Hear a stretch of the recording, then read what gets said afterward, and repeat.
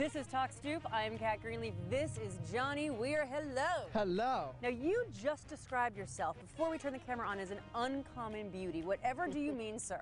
I mean that I'm odd looking.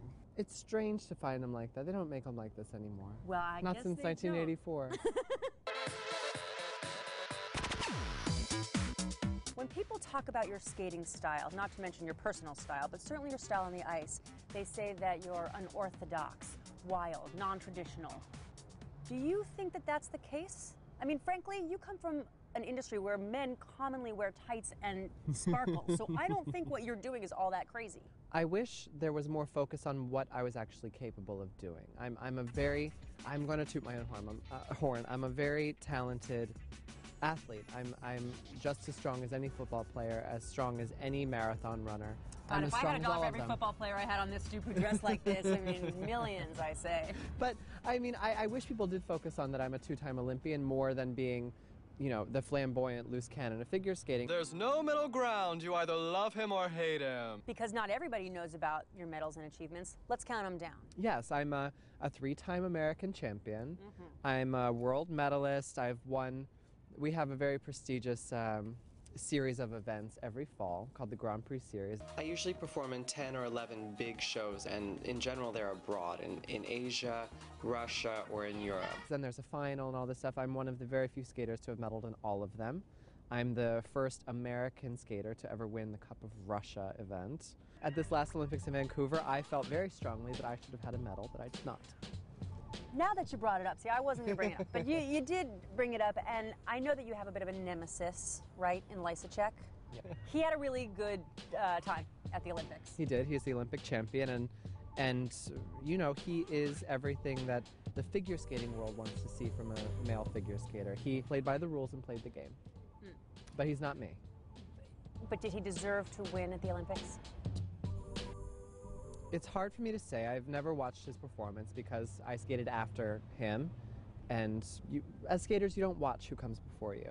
Technically, my program was exactly the same as Evan's. We did the exact same elements, and you know, technically, I did just as well. So you were robbed, is what you're saying? I'm not saying I was robbed, because there's a lot that people don't gather that goes into an Olympic scoring, and had I skated before Evan, maybe things would be different. So with all this talk about your wild ways within the world of skating, are you out to buck the firmament of U.S. figure skating, or are you just being you? That was a lot of big words. You liked it?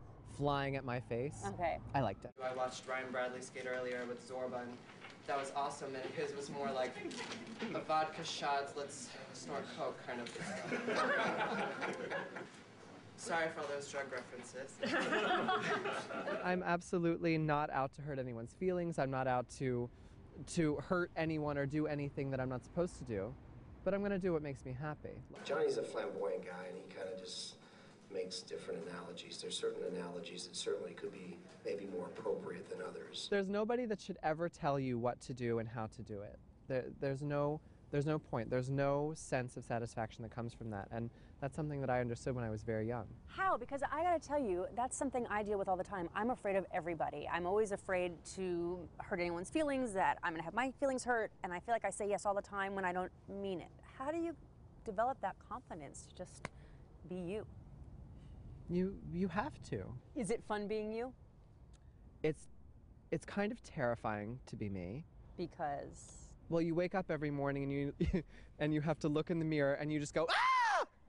My name is Vyacheslav Romanov. I am reporting to you live from small filthy bathtub in Newark, Delaware, United States of Amerifunk. And you have to say, oh my God, you're pretty. You've recently come out. Yes. Why? It's the new millennium.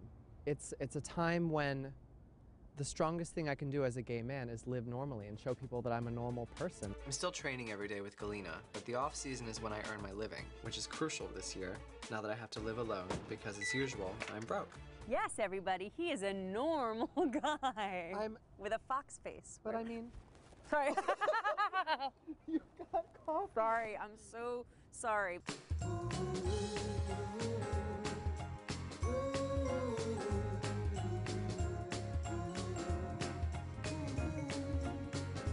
Yes, you came out in this here memoir. In this here memoir. You can't write a memoir and make it fiction. You have to tell it like it is. With the amount of kids that are having trouble coming to terms with who they are, the kids that are getting bullied, as I was my whole childhood, I needed to be honest about these things. I needed to show that being gay doesn't make you different. It makes you absolutely just as normal as anyone. I understand you have a song that's out. I do have a song. It's called Dirty Love. It's available wherever fine music is sold. Let's make it available right now. Get the thing away from me. Stop it. Stop it. I'm not scared of your dirty love. That's all you're getting. No, you have to go into... One more. No, you have to go into iTunes and buy it. I'm not scared of your dirty love. You think you know me, but I call your bluff. And I call your bluff. No, that's all you're getting because I want you to go on iTunes and buy it and hear the auto-tune version.